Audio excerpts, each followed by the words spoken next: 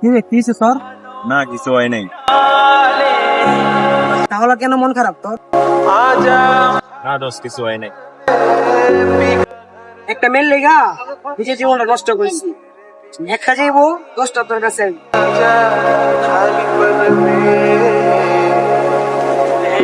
একটা মেয়ের কারণে বন্ধু মন খারাপ থাকবে, সেটা কখনো হতে দেব না। মেয়ে মানুষ, আজ হয়তো তোমার, স্বার্থ ফুরিয়ে গেলে অন্য কারো, এটাই বাস্তব।